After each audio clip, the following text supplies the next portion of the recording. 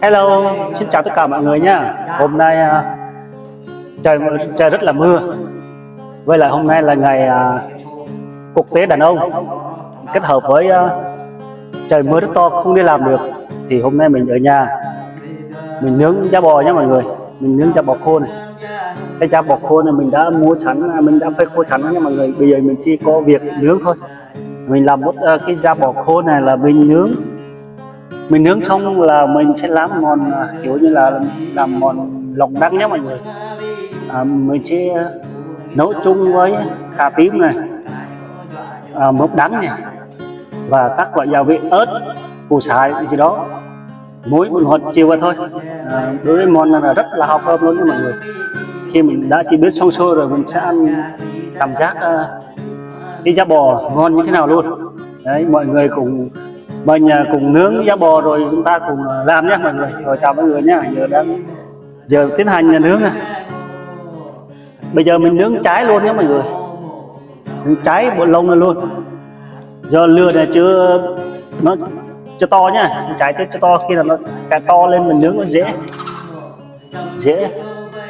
Bây giờ mình nướng cháy hẳn luôn, cháy là khi nào nó chín, lông nó sạch sẽ, mình xào xé, mình rửa lại với nước sạch sẽ, xong là mình chế biến món ăn nha mọi người. Đây mình đang nướng này, da bò là rất là ngon luôn này.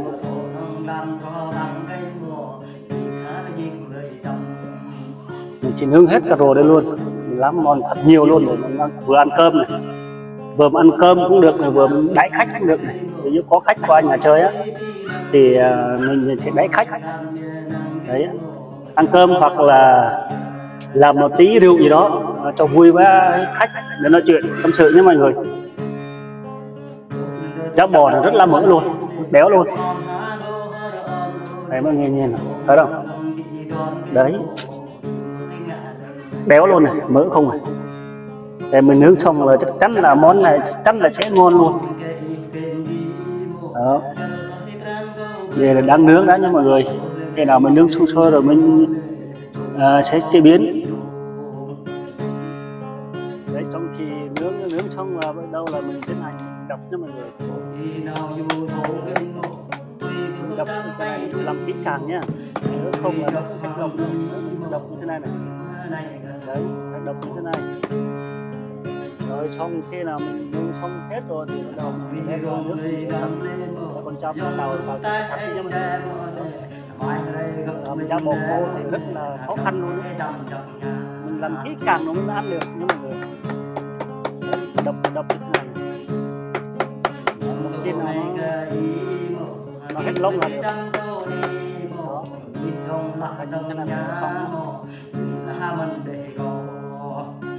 Đấy mọi người nhá, sau khi mình nướng xong á, bắt đầu là mình rửa sạch bằng nước lã nhé. Đây, trong quá trình mình rửa thì mình phải cào sạch như thế này này.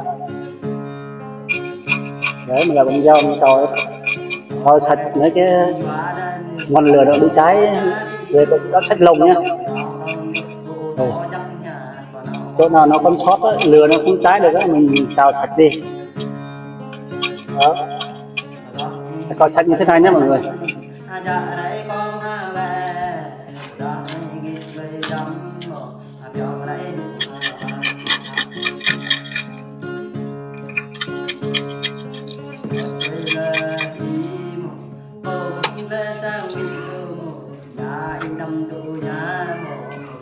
Đấy nha mọi người, sau khi mình rửa xong rồi mình chặt.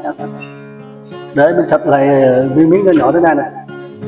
Để tiếp tục mình lại đi rửa lại lần 2 nữa nhá, rồi chặt sẽ luôn, rồi chặt từng luôn. Đấy, mình phải rửa lại lần 2 cho nó sạch sẽ luôn nhé mọi người. Đây, sau khi mình đã rửa xong rồi mình sẽ đun nước lên thôi.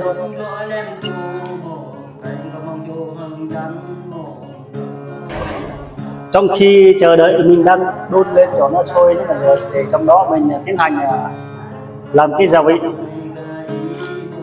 Gia vị bao gồm củ sả đấy nha mọi người, rồi gừng, kèm theo với ớt, Thôi rồi. Đây sau khi mình đang đun sôi xong xuôi là mình chuẩn bị cái gia vị ớt này, gừng này, củ sả này mình sẽ giã chung với nhau, giã thật nhuyễn luôn nha mọi người. Bây giờ mình sẽ giã nhá. Bây giờ mình sẽ giã nhuyễn, khi nào đùi chả bò cái chín rồi mình cho vào gia vị đấy nhé mọi người. Cuối cùng gia vị mình đã xong rồi. Bây giờ mình sẽ tiến hành bỏ vào thịt bò nha. Trong này gồm có lá đu đủ, hoa đu đủ, mực đắng.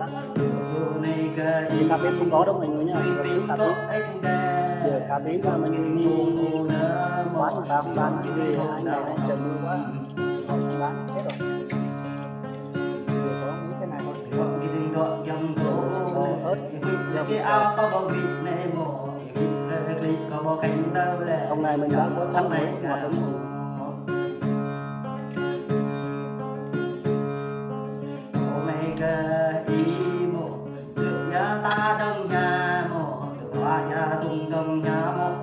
Khay chưa?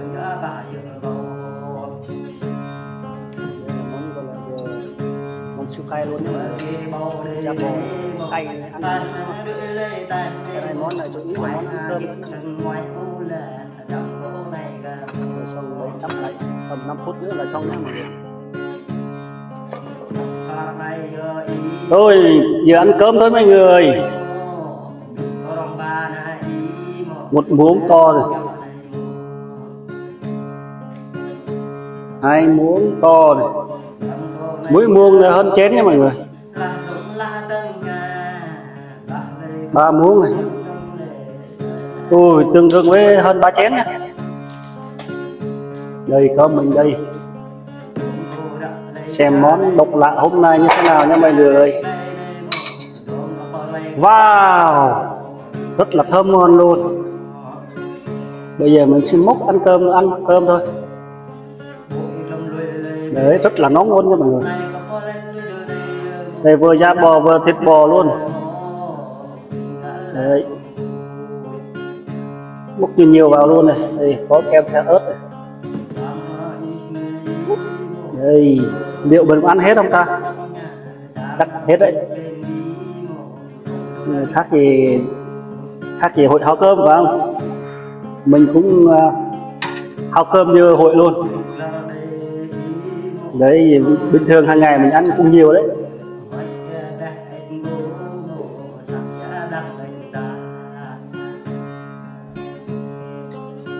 Mình hai đứa cùng nhau cho anh em ấy, người ta hay đem cơm buổi trưa thì mình hay đem một cái tô thật to luôn nha mọi người.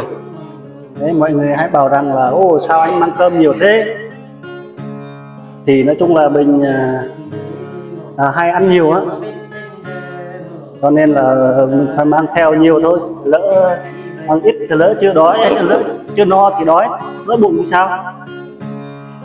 Thì mời mọi người cùng ăn cơm nha. Rồi bây giờ chiều cũng hết tối rồi nha, bây giờ 5 giờ rưỡi rồi, trời nó cũng có tối rồi. Giờ mời tất cả mọi người cùng ăn cơm cùng mình nhá.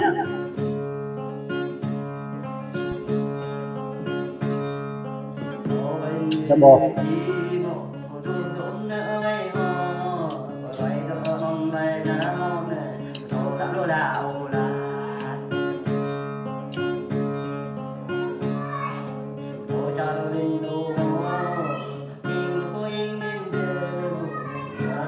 Thịt bò ra bò luôn.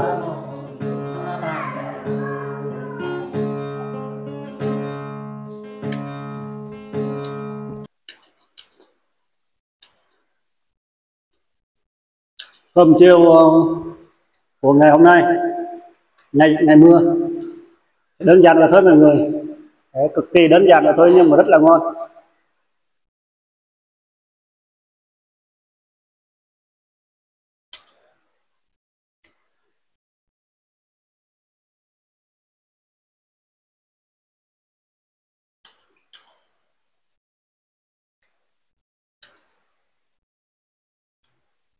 Nói chào tạm biệt mọi người nha, chắc video của mình sẽ tạm dừng tại đây. Bây giờ mình sẽ ăn hết tổ cơm xong mình nghỉ ngơi thôi mọi người nha. Chào tạm biệt mọi người nha.